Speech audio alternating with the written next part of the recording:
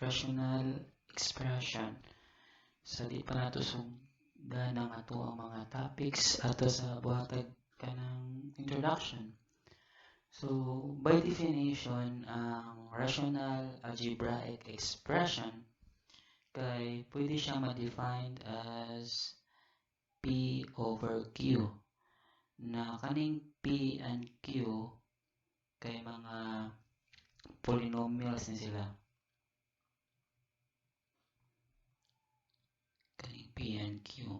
Ang iyang numerator kay P, ang iyang Q kay denominator niya, na dapat raya pun same sa rational rational number katong fraction nato, rational number man pud to, other term niya, dili dapat equal ang denominator sa 0. Mo ni pinaka one of the trickiest thing na ma-encounter nato sa rational algebraic expression kay kailangan natong makit-an or mabantayan na ang denominator, ang ubos na part sa fraction kay kinahanglan dili equal sa 0.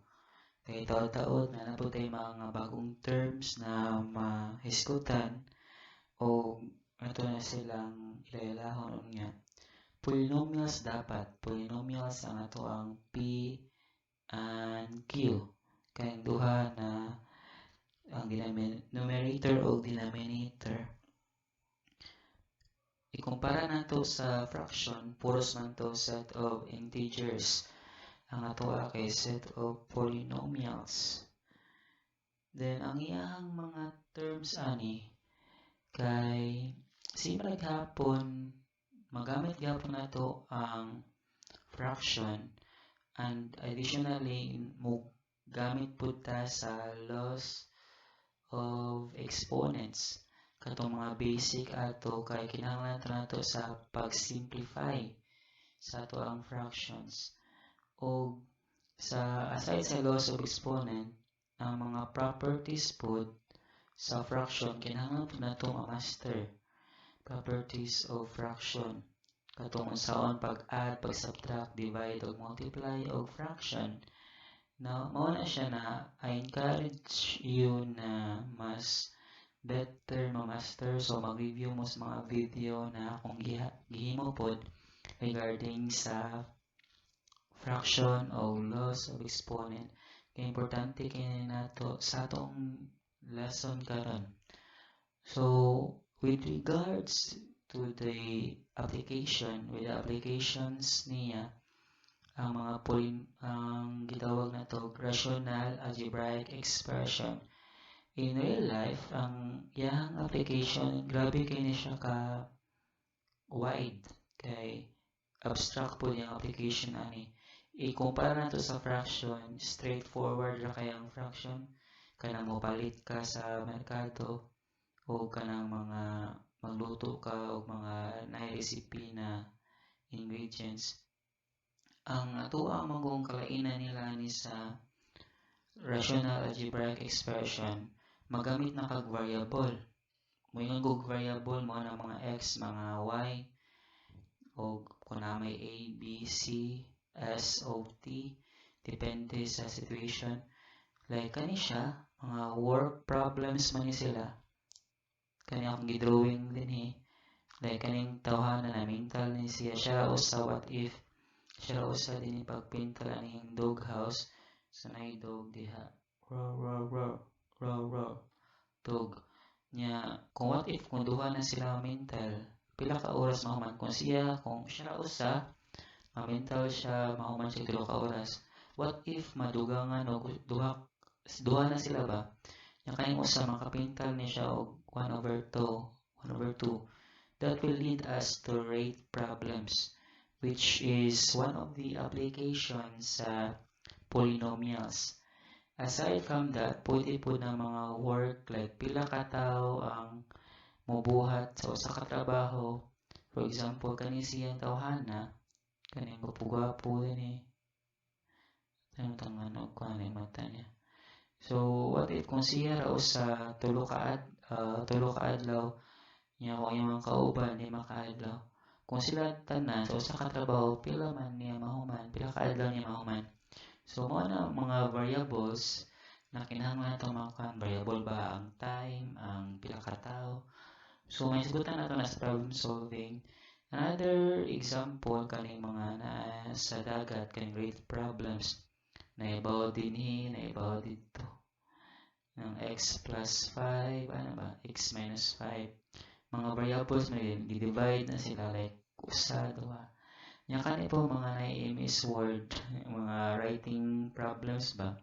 So sa usa ka pages, makahimo ka og 5 pages in 2 hours, in 1 hour. Pila ka page nyo mahuman kung 5 hours. So mag-inana ka. So mo na siya as introduction. So mo na ang rational algebraic expression. Mo-proceed na ta karon sa first na topic nato. So magsugod na ta sa ato ang unang topic, ang pag-simplify o ang pag-illustrate. Mo ni siyang usa sa example nato.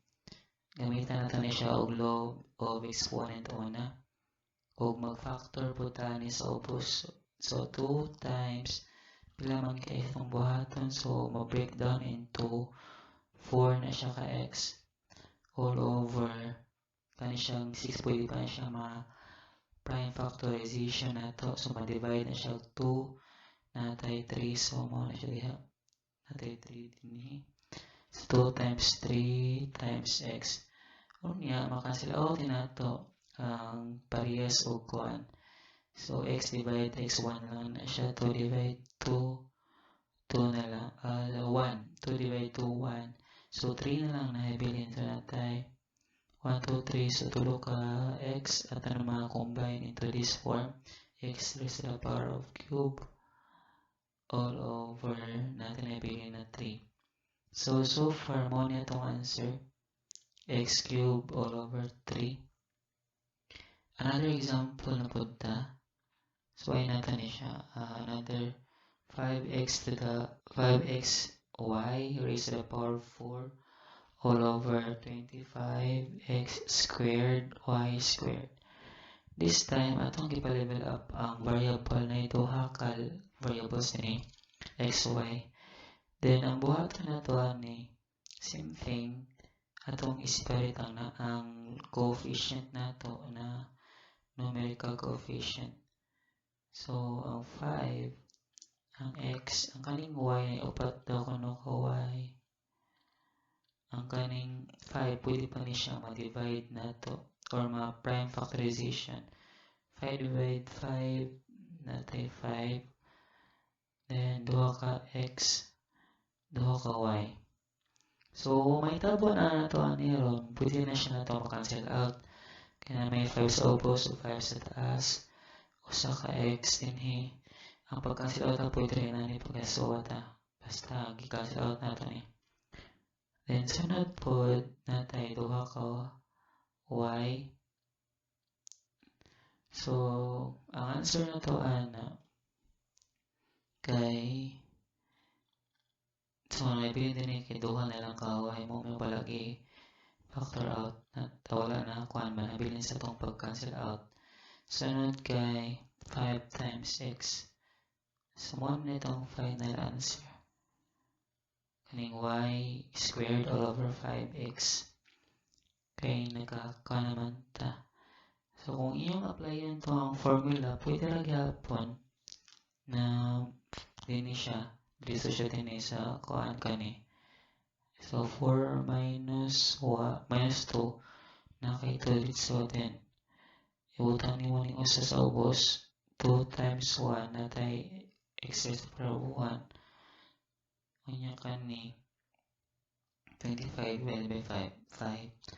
So, kung ano bahala, then I suggest na mas better i-n factor lang sa inyo para makita ninyo ang flow sa inyong answer. So, ito a little bit complicated example number 3.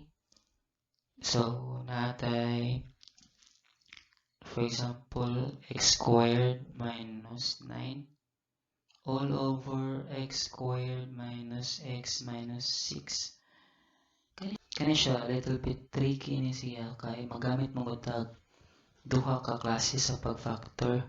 Kani atong given dinhi, given ang square of difference of two squares kay square man x square o kaning 9 square pud ni square number ba. Ang mahitabo ni ato na siyang i-factor into sum and difference of two squares. Mag-una ta sa numerator na x squared minus 9. Muna itong i-factor into sum and difference of two squares. Kung saan man, ato na siyang i-square root. Ang x squared, kung ato na siyang i-square root ni siya, muhatag ginatog answer na x. So, natay a na x.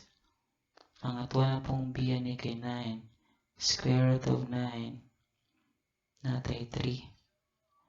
So, kani siya. Ang formula to kay a minus b times a plus b man. So, may tabo x minus 3 times x plus 3 ni siya. So, muna na siya. Nakasimple lang ito ang flow. Dapat kay bawta unsa ang special product kani square minus 9. Special product man ni. Kung ato siya i-factor, mahimog kaning x minus 3, x plus 3. Nagitawag og sum and difference of two squares or the product of the sum and difference of two squares. So, ito sa atong denominator. Kani atong denominator, lahi na po ni siya na way of factoring. Perfect square trinomial man ni siya.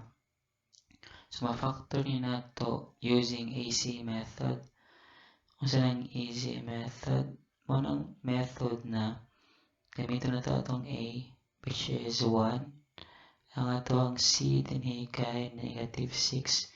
So, AC siya, ato nang i-multiply ang 1 times negative 6, which is, ang atong result ana kay negative 6 rin hapon. Pero itong target, dapat kung atong i-add ilang mga factors, ang result nato kung atong i-add ilang factors sa pagkuha negative 6 kay kinahanglan mahimog negative 1. Ano negative 1? Ang negative 1 makita nato din siya ang middle term. Bila may 1 daanda, so negative 1 ito ang makuha. So padayon ta atong i-factor, mag-divide tag number na magsugod sa 1 negative 6 divide 1 natin negative 6. Positive 2 na po ta. Negative 6 divides 2 na tayo negative 3. Unya, atong check na ni kung mag-add ba ta, makuha ba ta negative 1. Sa first term, makakuha ta negative 5. Kaya 1 plus negative 6, negative 5 man. Ang kaning 2 plus negative 3 kaya negative 1. So, meaning to say, ang atong factor ani karon kay x plus 2 times x minus 3. So, ato nang ibutangan So, x plus 2 all over x plus 2 times x minus 3. So, makancel out na to ang parehas nila. So, natin parehas ni x minus 3 o x minus 3. So, itong result sa itong question diya, ang answer ani kay x plus 3 all over x plus 2. Then in this case, as what I've said, na dapat ang denominator dili ma-equate sa 0. So let's find its domain. Kaya ba mo sa mga domain?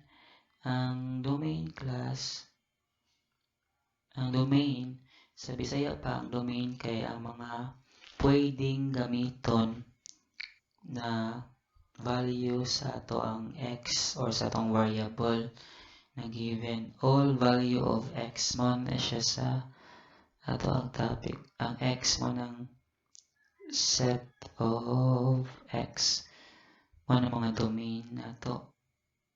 So, kaning x plus 3 all over x plus 2. So, ang ato ang target ani kung ang x plus 2 equals 0. So, ma-result na negative minus 2 minus 2. So ang x na to kay dapat ma-zero ra tong x ko negative 2 siya. Or ma-zero ang atong denominator ko negative 2 ang atong x. So therefore, ang ato ang domain, set of x na to, na pwede aning denominator, all set of real numbers or element of real numbers except. So, dapat ang x dili equal sa negative 2. Kaya kung mag-negative 2 ta, ang ato ang set of x, pwede ta ng real numbers, pero dili pwede ang negative 2. So, exit negative 2. Mo na siya ang atong answer. So, kung tanong to sa picas, pwede man tanan. Ang first example, pwede. 2 po, pwede po tanan. Exit 0 noon. Ang 0 yung marasyo fixed diya sa 1 o 2. So, in this case, number 2, x should not be equal to 0 provided x equal to 0 not be equal. Unya, in this example, kanina pita, pwede man ang x 0 din eh. 0 plus 2, 2 ram gyapon. So, let's have our final example. So, itong final example, this is a little bit tricky na given. Kay kinahanglan manggod sa kanina pag-simplify, ma-master na to ang mga lain-laing pag-factors. Pag-factor sa usa ka expression. X squared, naman ito ang given na problem. X squared plus 4x plus 4 all over 3x plus 4x minus 4. First thing first, mag-una kita permi sa numerator. O mga tanang trinomial naman siya daan, perfect square ba ni? So nakabantay mo, ang kaning perfect square trinomial, ang atong factor form na to ani niya kay square of a binomial. So ataning square root of x squared kay x ra. Ang square root of 4 day, ang result kay 2. Mo niya to ang a ug b. Sa to pa, x plus 2 times x plus 2 man itong answer sa numerator. Kay perfect square trinomial man siya. Kay ang a ug b daw x times 2 times 2 for x. So, ubos na po ta. In this case, ang 3x plus 4 ang leading coefficient niya kay greater than 1 man. Yang a is not equal to 1 but greater 1 or not equal to 1 yapon. More than 1 siya. Ang may tawa ni mag-AC method yapon ta. Ang AC. So, 3 times negative 4. Ang result niya kay negative 12. Nito tag number na i-add or nito tag factors niya na kung atong i-add ang result ni ini kay negative 12. So 1 divide negative 12 divide 1 natin negative 12. Negative 12 divide 2 negative 6. Dapat kong i-add ha kay positive 4 ang atong middle term. Positive 4. So 3 natin negative 4. Atong i-divide. What if negative mo una? Positive 12. Positive 6. So, kani class, naiwan ni siya o positive 4. So, ito ang result din mabuak ni into negative 2x plus 6x. So, ang process sa gitawag nato na trinomial leading coefficient greater than 1 or not equal to 1 na natay gi-break down negative 2x plus 6x ani mo balik ang gyapon na gud ni sa 4x. So man ni atong nakuha na answer. Di pa tanahon man ani ato pa ni siya i-grouping. So mag-group ni nato into 2 groups. Kani siya dapita. Kung po kayo guys, dapat na square ni. So kani siya dapita.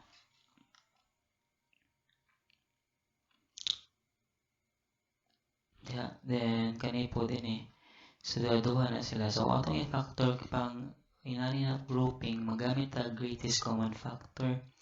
Sa first group, pwede siya ma-factor out into x. So, nantay 3x minus 2. Sa second group, pwede siya ma-factor into 2. 6 divide 2 natay 3x. Negative 4 divide 2, negative 2. Makaingon na tagsakto atong answer kung ang nasa sulod sa parenthesis equal. So, natay 3x minus 2, 3x minus 2. Therefore, itong answer na kay x plus 2. Kapihon na ito ang 3x minus 2. Into x so 2. Nada. Unya, ito na ibutang sa ito ang answer din. So, x plus 2 multiplied by 3x minus 2. Ang resulta niya ito cancel out diha ang kani. So, natin nabiling gihapon na x plus 2 all over 3x minus 2. So, mangita ta sa iyang domain. Balikon ako ang domain mo ng set of all x na permissible siya. Pwede siya gamiton na dili maka-lead or maka-hatag og undefined na answer. So, mo niya ito ang matawag tentative answer. Ato mangita sa taon sa nga to ang restriction ani. Para mabawa na 3x minus 2 equals 0. Mangita tag value ni x na kung asa ang result na to kay maka-0 sa denominator. So, mo ni siya natong buhaton. Negative 2 na siya plus 2 para makakwanta diya. So, 3x makasil out na ni siya. So, 3x equals 2 divide 3 tanan. So, ang atong result kay x equals 2 over 3. Mo ni ang ato ang restriction. So, makaingon ta, the value of x such that x is the element of all real numbers except so makaingon ta, suitable numbers but x should not be equal to 2 over 3. Pwede rin na restriction rin na siya sa atong domain. Then, dili po pwede na ang atong answer kay mura gini siya. Dapat na yung restriction. Kaya para dili ta mo lead sa wrong na conclusion. So, mao ni siya ang ato ang first part. Pag-simplify o illustrate. Sunod kay mag-addition ta.